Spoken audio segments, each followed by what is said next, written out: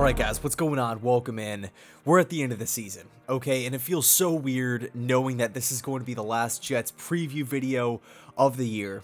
And it also sounds really weird saying week 18 as well. Obviously, we had that extra week of football this season. But look, the Jets are going to be taking on the division rival Buffalo Bills.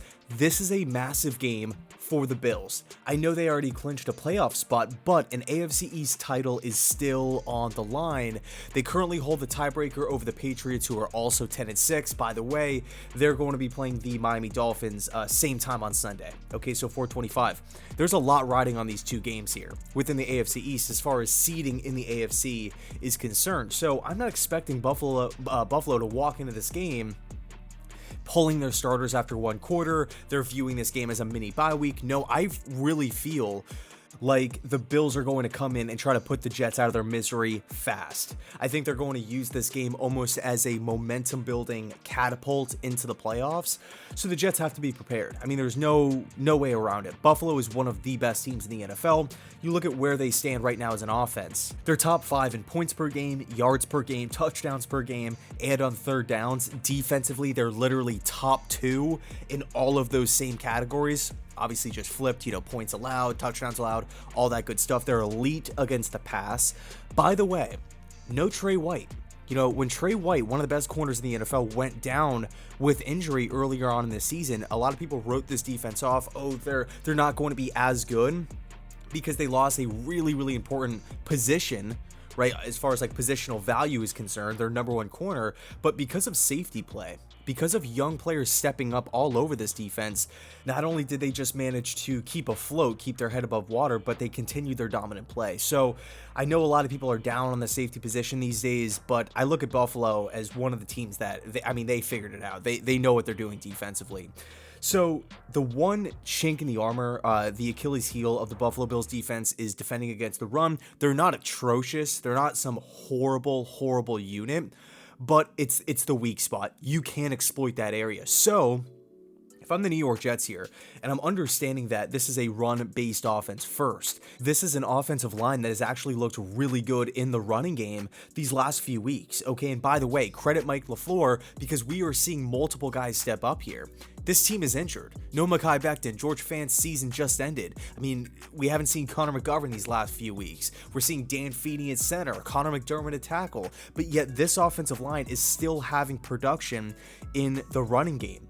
So if I'm the Jets, man, I'm exploiting that. I'm coming into this game looking to control the clock, establish the run, feed the backs, and hopefully that will open up the pass game later on with play action and quick outs. Okay, I really think if we pound the rock up the middle and we're getting that 3, 4, 5, 6 yards per carry, we would be controlling the game, controlling the clock. We're taking the football out of Josh Allen's hands, and we're making Zach Wilson's life easier, okay, setting him up in second and shorts, third and shorts, things of that nature.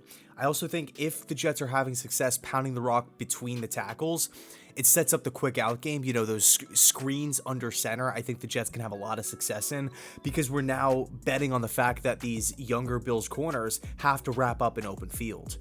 Can they do that? Maybe, okay, but it's definitely a question going into the game.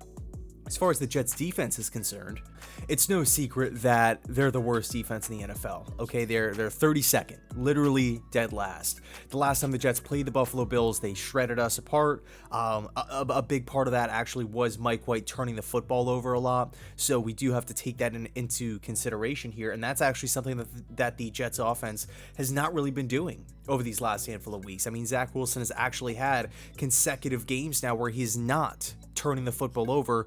That is big time, okay? That is really, really important stuff. So if I'm the Jets defense here, I'm really trying to focus on two things. Keeping Josh Allen in the pocket, keeping him contained. We all know what he can do outside of the pocket. Extending plays with his legs, speed options, just quarterback draws. Josh Allen's legs are, it's a weapon. You have to look at that and just say, man, there's so much you can do with Josh Allen at the quarterback position. So we got to keep him in the pocket. Now, I do like how just the Jets naturally run that 4-3 system. So we should theoretically have more success in doing that, just keeping him contained. And the second point is really trying to take away the underneath routes. The Bills are actually a really successful team in the short passing game. I know Stephon Diggs can stretch the field. I know he has a lot of success deep down the field. I know Josh Allen has the arm strength to rip it. But I think if the Jets do a good job of keeping Josh Allen in the pocket and taking away that first and second read on those underneath patterns, I think the Jets pass rush can get home. The Bills have had some problems on the offensive line.